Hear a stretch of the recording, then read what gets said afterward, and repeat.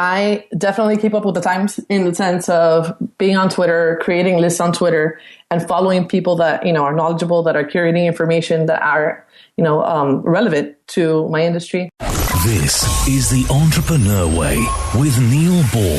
Unlocking the secrets of successful entrepreneurs 7 days a week. Subscribe to our podcast and follow us on Twitter at Neil D. Ball. Napoleon Hill said the power of the mastermind is the driving force. To discover how you can unlock the potential in your business using the power of a mastermind, go to mastermindunlimited.com. And now, here is your host, Neil Ball. Hello, it's Neil Ball here. Thank you so much for joining me today on The Entrepreneur Way. The Entrepreneur Way is about the entrepreneur's journey, the vision, the mindset, the commitment, the sacrifice, failures, and successes. I am so excited to bring you our special guest today, Lily Savinon. But before I introduce you to her, I have a little quote for you. Bruce Norman said, "And then what makes the work interesting is if you choose the right questions." The Entrepreneur Way asks the questions so we all get the insight, inspiration, and ideas to apply in our businesses. Lily, welcome to the show. Are you ready to share your version of the Entrepreneur Way with us? Thank you for having me. Yes, absolutely. Thank you so much. I'm very excited. You're welcome, Lily. Thank you for coming on the show. Lily Savinon is the founder and creative director of LD Creative, a boutique agency in Miami, Florida that supports businesses through creative work. With a background in marketing and advertising, Lily applies her expertise to enhance clients' brands, guiding many in their transition to the digital world. Lily, can you provide us with some more insights into your business and personal life to allow us to get to know more about what you do and who you are? Absolutely. Well, with LD Creative, launched it 3 years ago. And my vision was inspired from an experience I had in London, where it was a boutique agency specialized in creative advertising. And that's my passion. So I said, you know what? I mean, there's a bunch of small businesses, especially in Miami, Florida, that really need the help to get their name out there and just promote their brand. But unfortunately, there's nobody to help them. So that's why I started LD Creative, and it's been a heck of a journey. It's been really fun, and I never really saw myself as an entrepreneur. So it's been a growing experience for me as well. In terms of a personal life, I did my undergrad at Florida International University here in Miami, Florida. Then I did my master's degree at Boston University in advertising. I'm married. I have a dog that I love, and I'm a music buff. I played the piano for about 12 years, and so I play classical. Mm-hmm. Well, you say you've got a creative agency and you help small businesses. How does what you offer differ from other agencies? Is there a difference, or what is your difference? Well, there's some agencies that are full service, mm-hmm. where they include production and commercials and things like that. There's some that specialize only in web development. And mine specializes in the creative path. So we do the graphic design, we do the copywriting, we do the web development, and we do social media. Now, in terms of production and things of that nature, then we don't do that. I see. Right. Okay. Thank you for explaining that. And what do you enjoy most about what you do? I love the diversity. No 2 days are the same. I love that what I do, I actually do what I love, and I do it for different people. So it's not like I have a part of my day that I say, oh man, I got to get this over with, or I start procrastinating and leaving it for, the last part of my day because I really don't want to do it, because there's nothing that I do that I don't like. So that's definitely an advantage of being your own boss. Absolutely. And what is it that drives you? I would say creative vision and passion. It's a combination of both. I apply my creativity to my business, and it's ever changing. I mean, the industry is ever changing, and I think that to keep up with it, you need to make sure your business adapts as well. So it's a lot of thinking on your feet, and I think that I'm pretty good at that. So that's what's been keeping me interested and driven. And when you're not doing all of that, how do you relax? Okay, so a little bit of a confession. I have dance parties of one from time to time. So I put on my headphones, turn on music very loud, and I dance it out. And sometimes, it really helps. It helps get the juices flowing. It helps relax. I really enjoy cooking. I enjoy just going out and having a good time, enjoying culture in general. Okay.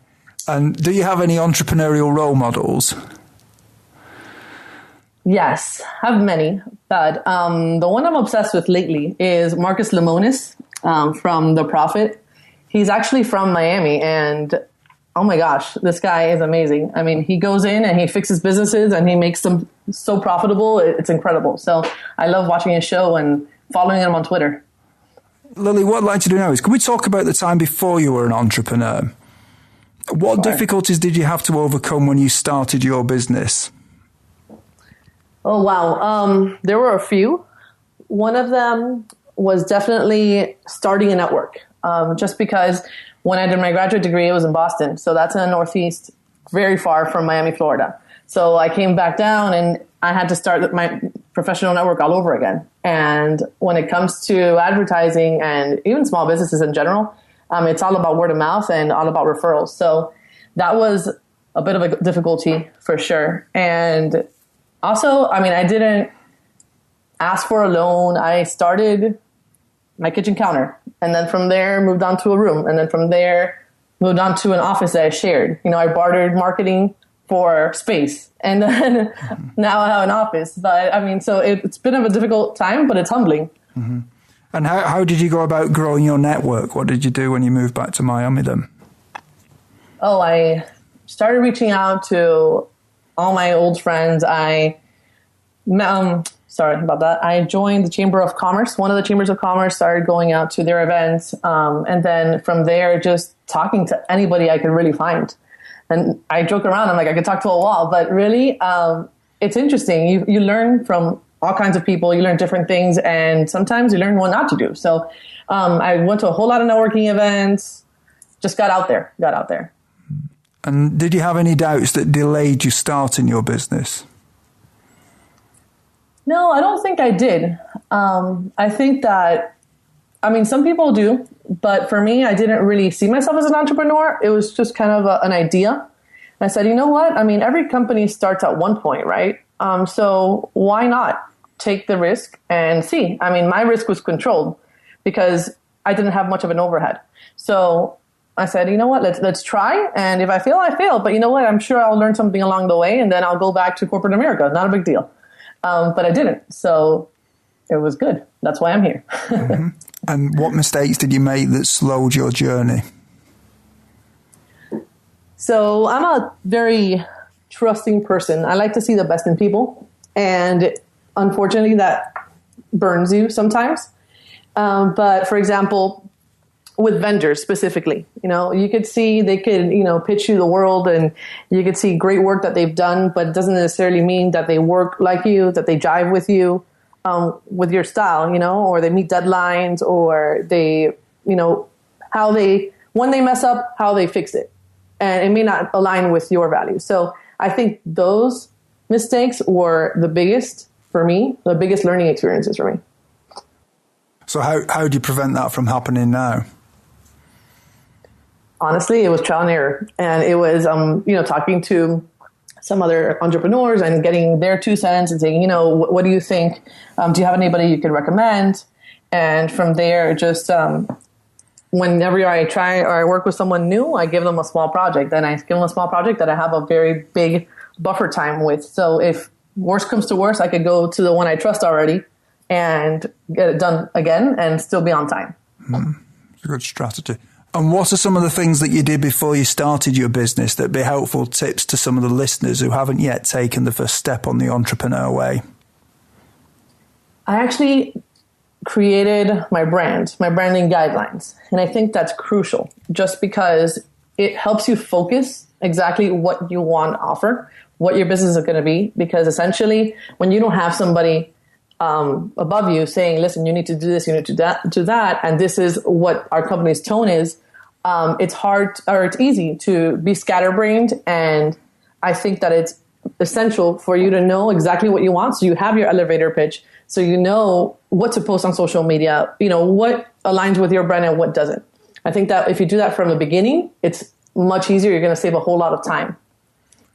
Can we just talk about being sort of the entrepreneurial journey a little bit now? And do you think culture is important from the beginning in a business? Absolutely.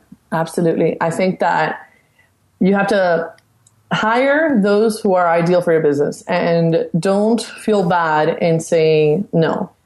Sometimes you'll have people that are just not working out. And at the end of the day, you're doing them a disservice by keeping them because they're eventually going to have a good match for themselves, and you'll get a better match for you. So, there's no reason in not parting amicably, just, sit down, have a conversation and just hire people that are really going to push your business forward, not people that are just doing the bare minimum to get by. Knowing what you know now, is there anything that if you'd known it when you started your business would have helped you to shortcut the learning curve? Yes, I would say networking beforehand, creating anticipation for your business. Because I started when I had already said, okay, I'm opening Audio Creative. It's going to happen. I don't care if I'm starting with 1 client or 0 clients, I'll bite the bullet. But I think in retrospect, had I done the networking and hit the pavement really a few months beforehand or even a year beforehand, creating anticipation, creating connections, I think that it would have definitely made my business, zoom from the beginning. And how much does gut feeling influence your decisions in your business? I think that's my artsy side. That's my right brain talking, but it influences a whole lot. I've found throughout my life that whenever I don't listen to my gut, I mess up. So, it's a little bit of both of logic and making sure that, what you're doing is rational, right? But also, listening to your gut feeling and to your instincts, because at the end of the day, there's no right way to do things. And when it comes to an entrepreneurial journey, and you just need to create your path, pave your way as you see that's right for you. Mm-hmm. Life is made of constant change, whether we like it or not. And a lot of people say the only constant in life is change. Lily, how do you try to keep up with change? Yeah, change. That's absolutely true, especially in advertising and marketing. I definitely keep up with the times in the sense of being on Twitter, creating lists on Twitter, and following people that, are knowledgeable, that are curating information that are, relevant to my industry.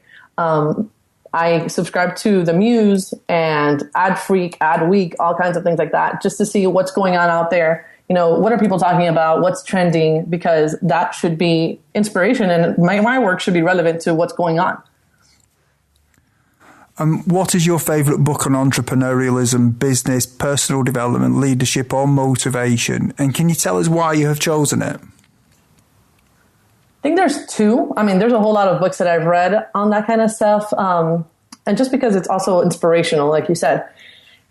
One is Rich Dad, Poor Dad. I know it's a classic, and I'm sure that a bunch of people on your show have said the same answer. Yeah. But it's a great book. It gets you thinking like a business person. It gets you thinking outside the box, and it gives you a really good perspective.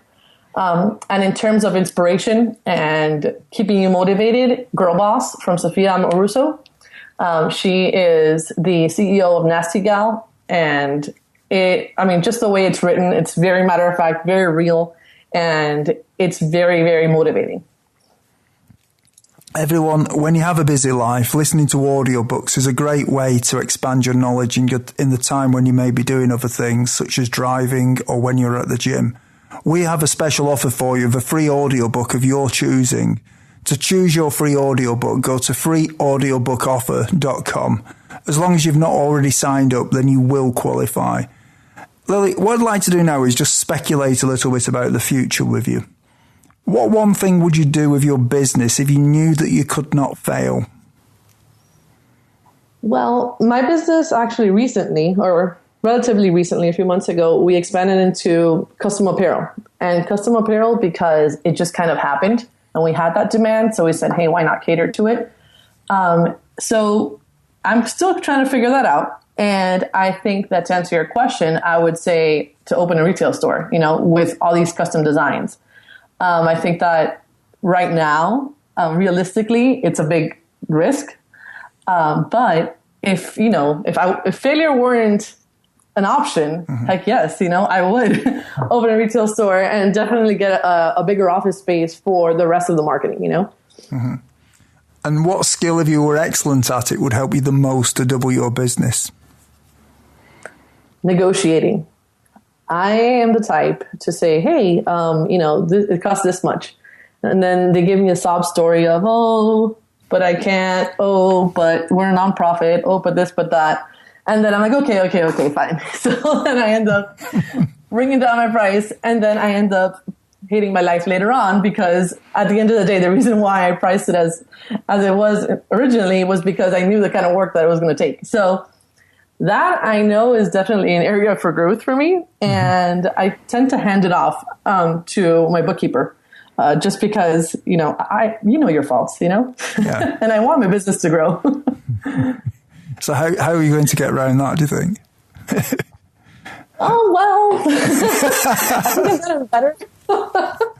I think I've gotten better. I think I've gotten better. But no, honestly, for now, the solution is, okay, my bookkeeper is going to send you the estimate and send you the invoice, and she's going to take care of that whole financial part. I take care of creating your vision and making your brand awesome. Yeah, I don't think there's anything wrong with sort of delegating things that you're not as you've got other people who may be able to do them better. So that's a good thing. In 5 years from now, if a well-known business publication was publishing an article on your business after talking to your customers and suppliers, what would you like it to say? Well, I would love it to say that it's an honest business filled with great people, trustworthy brand that provides, quality work. We're now at the part of the show where you share 3 golden nuggets with us. Lily, what is your favourite quote and how have you applied it?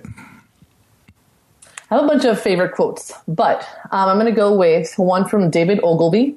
And it's, in the modern world of business, it is useless to be a creative, original thinker unless you can also sell what you create. And I think that's something that really resonates because, as a creative, I've always enjoyed the process and I've always enjoyed seeing the look on people's faces when they give me their problem and I give them a fun solution to it or an out-of-the-box solution to it. But selling that is a completely different story. And when you're a business person or a business owner, that's very, very important. Mm-hmm. So I've definitely learned to see the worth in my work. And do you have any favorite online resources that you can share with us? Yes, the Muse is a great newsletter. It comes every day, but I think on Sundays is when they send you a bunch of different articles. It's all about, professional development and things like that.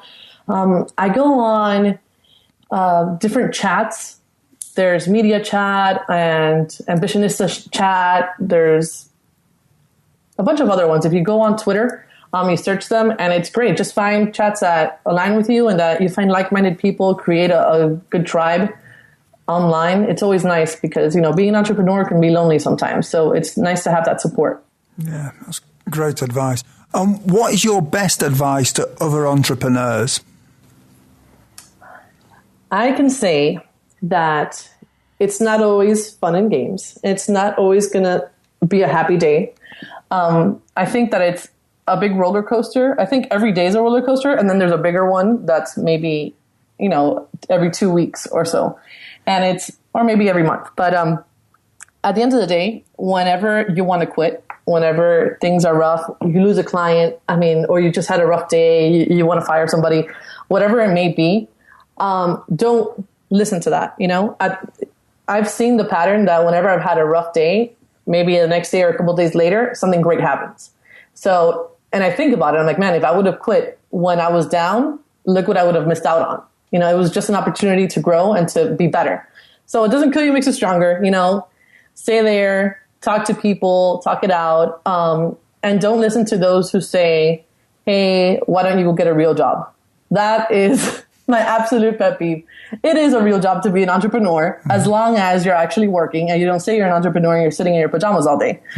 So it's a heck of a job and it's very hard, and it's even harder when you don't have the support of those around you. But, and if you do, great. If you don't listen to them, just stick to your vision. At the end of the day, that's why not everybody's an entrepreneur. Everyone, if you didn't manage to get a note of Lily's favourite resource or her favourite book, then you can find the links on Lily's show notes page. Just go to theentrepreneurway.com and search for Lily or Lily Sillett Savinon in the search box. Lily, is there anything else that you'd like to add about your business? I think we're good. I think we've talked a whole lot about my business. I mean, if you want a shameless little plug here, if you don't mind. You can go for that. Yeah, go for it. So if you're looking to start up your business, reach out to LD Creative. You'll find us online. In the show notes, I'm sure the link is going to be on there. And reach out to us. I'd love to work with you all and help you establish your brand. Thank you, Lily. Lily, it's been an honour having you on the show. You really have given us some useful insight into the entrepreneur way. So thank you very much for coming on here. Thank you, Neil. It's been a blast. You are welcome. Thank you, Lily. Thank you for listening to The Entrepreneur Way. Subscribe to our podcast and follow us on Twitter @Neil D. Ball.